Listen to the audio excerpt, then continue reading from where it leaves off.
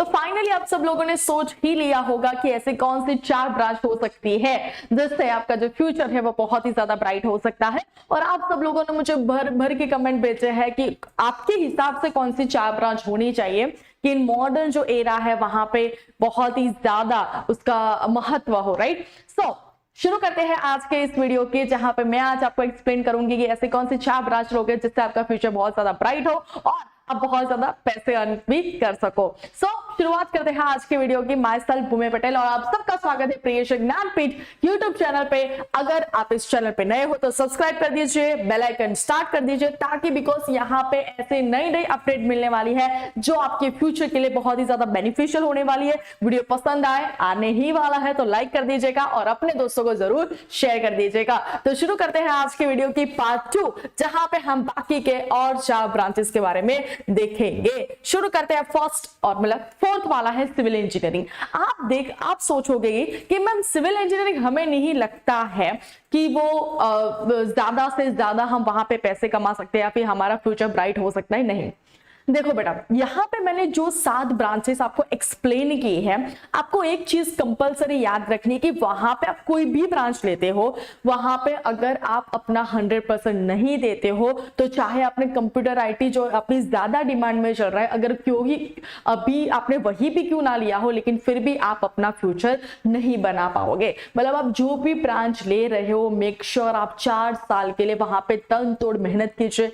Practical knowledge लीजिए, ज्यादा से ज्यादा सॉफ्टवेयर सीखे, तभी आप जाके सक्सेसफुल इंसान बनोगे।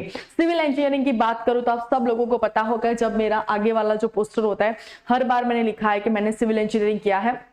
इन 2012 की अगर मैं बात करूं, उस वक्त की बात करूं 2012-13 वाले टाइम की, तो उस वक्त मैकेनिकल इंजीनियर और सिविल इंजीनियरिंग जो है वो सबसे ज्यादा डिमांड में था और अभी भी डिमांड में है। द रीजन इज कि सबको दिखाई नहीं देता है। बाकी हमारे आस पास अगर हम देखें तो अगर हम ऐसे चलते हैं तो कोई रोड कंस्ट्रक्ट होता रहता है, डैम कंस्ट्रक्ट होता रहता है, कुछ ना कुछ रेलवे स्टेशन नया बनता रहता है, बिल्डिंग्स बनती रहती है, कुछ ना कुछ नए इंफ्रास्ट्रक्चर मॉल्स बनते रहते हैं। तो देखे जाए तो मुझे नहीं लगता है कि सिविल इंजीनियरिंग की जो डिमांड है वो कभी भी खत्म होगी।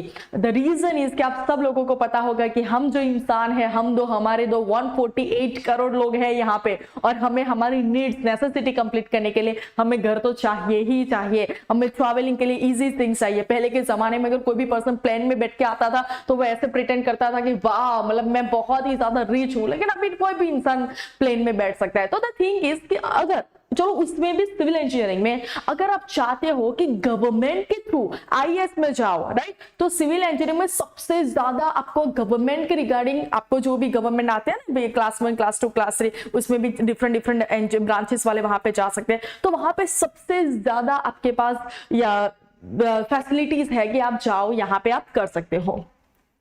तो deals with the design construction के साथ हमें डील करनी पड़ती है, and maintenance of the physical and naturally built environment including the public work such as, जहां पे रोड्स बनाते हैं, ब्रिज बनाते हैं, कैनाल बनाते हैं, dams, airports, sewage system, pipeline, structure components of the building and railways. Scope कहां पे, हाईवे में, रेलवे में, मेट्रो में, ब्रिजेस।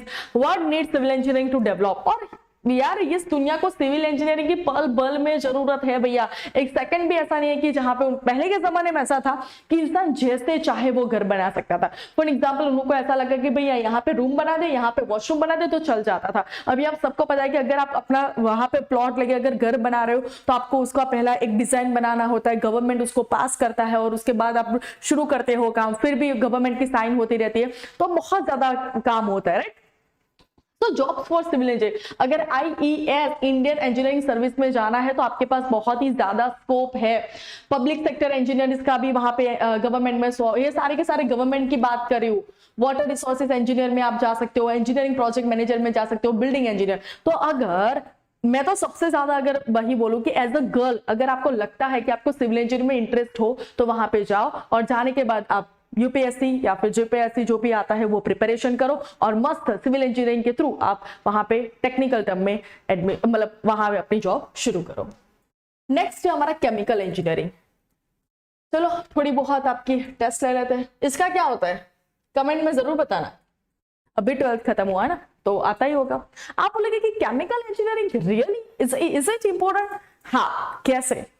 एज अ गर्ल मुझे सबसे ज्यादा इसीलिए पता है कि हम जब भी कुछ ना कुछ प्रोडक्ट यूज करते हैं, नायका का ले लो, शुगर का ले लो, कुछ ना कुछ ब्यूटी ब्रांड ले लेते हैं, तो सारे ब्यूटी ब्रांड में कुछ ना कुछ केमिकल्स यूज किए जाते हैं। और आप सबको पता है कि पहले के जमाने सिर्फ और सिर्फ एक ही शॉप हम पूरी बॉडी पे, फेस पे वही लगाते थे। अभी तो हैंड वॉश के लिए अलग, बॉडी वॉश के लिए, फेस वॉश के लिए अलग, शैम्पू, कंडीशनर, मॉइस्चराइजर, पता नहीं क्या क्या आता है। तो हर जगह जो केमिकल, जो भी हमारे कंपोनेंट्स होते हैं उसकी जरूरत पड़ती है। तो आपको पता होना चाहिए। स्कोप है beauty industry. As a girl अगर आपको लगता है कि आपको ब्यूटी इंडस्ट्री को और ज्यादा नजदीक से जानना है और वहां पे कौन से केमिकल्स यूज किए जाते हैं, आपको इसमें इंटरेस्ट हो केमिस्ट्री में, तो आप वहां पे केमिकल इंजीनियरिंग ले सकते हो। Food industry, fuel industry. Fuel industry का मतलब होता है कि ऐसा कौन सा वाला फ्यूल और किस तरह से यूज किया जाए कि ताकि हमारा जो गाड़ी है वो और ज्यादा स्पीड में भाग सके। Plastic industry, pharmaceutical industry, agriculture. Okay, बहुत सारे लोग मुझे बताते हैं कि एग्रीकल्चर में जाने के लिए कौन सी ब्रांच लेनी पड़ेगी आपको, केमिकल। सबसे पहले मैं आपको एक चीज बता देती हूँ बच्चों कि ये जो मेन ब्रांच है ना, वो मेन ब्रांच में आपको जाना है। नो डाउट मेन, आपको मास्टर जब करोगे 4 साल के लिए आपको सिर्फ और सिर्फ मेन ब्रांच कंसिडर करनी है। फॉर एग्जांपल अगर आपको कंप्यूटर इंजीनियरिंग करना है 4 साल के लिए और फिर आपको लगता है 4 साल कंप्यूटर करने के बाद कि मुझे एआई में जाना है, तो फिर मास्टर आप एआई में करो। बहुत सारे लोग गलती ये करते थे कि बैचलर एआई में कर देते हैं और फिर जब उनका फर्स्ट सेमेस्टर खत्म होता है फिर उनको लगता है यार मुझे तो एआई में इंटरेस्ट ही नहीं है, मुझे ये वाले कोडिंग में जाना है, राइट। तो ये वाली गलती मत कर देना। जब भी आप इंजीनियरिंग करते हो मेक श्योर वो इंजीनियरिंग आपके मेन ब्रांच में होना चाहिए, सब ब्रांच में नहीं होना चाहिए। और नेक्स्ट है हमारी इलेक्ट्रिकल इंजीनियरिंग। देखो भैया, घर बनेंगे तो वायरिंग तो चाहिए ही चाहिए, और वायरिंग के लिए इलेक्ट्रिकल इंजीनियरिंग तो चाहिए। चाहे तो मतलब जितने कंस्ट्रक्शन होंगे इतनी ज्यादा हमें इलेक्ट्रिकल इंजीनियरिंग की जरूरत पड़ेगी। और चलो वो भी जाने दो, कार्स बनती रहती है ना, तो ये अंदर वायर नहीं चलते रहते, राइट, सब जगह चलते रहते। पहले के जमाने में सब लोग ऐसे बैठते थे, विदाउट एसी कूलर चलता था, अभी किसी को चलता है? नहीं चलता है, राइट। तो ये है हमारे स्कोप। और स्मार्टफोन तो आप देख ही लीजिए, हर जगह फोन। तो power engineer, control system engineer, research and development. अगर आप इलेक्ट्रिकल इंजीनियर करते हो तो वहां पे गवर्नमेंट में भी बहुत ज्यादा चांसेस है आपके जॉब के। तो अगर आपको गवर्नमेंट सेक्टर में जाना है तो आप सिविल इंजीनियरिंग कर सकते हो, इलेक्ट्रिकल इंजीनियरिंग कर सकते हो, इलेक्ट्रॉनिक्स एंड कम्युनिकेशन इंजीनियरिंग कर सकते हो और मैकेनिकल इंजीनियरिंग कर सकते हो। ये 4 ब्रांच है अगर आपको गवर्नमेंट सेक्टर में जॉब करनी है तो। ये स्कोप आप देख लेना बच्चों। नेक्स्ट है मैकेनिकल इंजीनियरिंग। आप बोलोगे कि मैम पहले के जमाने में सब लोग मैकेनिकल को प्रायोरिटी रखते थे, क्या अभी प्रायोरिटी है? आपने एच एंड एवरी ईयर कुछ ना कुछ कार के रिलेटेड नए नए मैकेनिज्म देखे? मतलब नेक्सॉन ले लो, क्रेटा ले लो, किया ले लो, कुछ ना कुछ नया इंफ्रास्ट्रक्चर लाते हैं। कहां से लाते हैं? वो सारे के सारे काम तो करते हैं ना मैकेनिकल इंजीनियर। तो बात वही है बेटा कि ये जितनी भी ब्रांचेस है ना उसका बहुत ही ज्यादा रोल है इन अ मॉडर्न लाइफ में, बट वो तभी जाके पॉसिबल है कि आप वहां पे ज्यादा से ज्यादा इंटरेस्टिंगली प्रैक्टिकल नॉलेज गेन करो और वहां पे इंटरेस्टिंगली काम करो। आपने कोई भी ब्रांच ले ली लेकिन अगर आपने इंटरेस्ट नहीं दिखाया तो इतनी अच्छी ब्रांड होने के बावजूद अच्छा फ्यूचर और पैसे नहीं। एरोस्पेस, जिनको भी एरोस्पेस में जाना है आपको क्या करना है भैया, मैकेनिकल इंजीनियर लो 4 साल के लिए और फिर मास्टर एरोस्पेस में कर दीजिए। बहुत सारे की कमेंट आई थी मुझे एरोस्पेस के लिए। Mechanical, automotive, maintenance engineer, care technician, nuclear engineer, control and instrumentation engineer. तो 7 जो हमारी ब्रांच थी वो खत्म हो गई।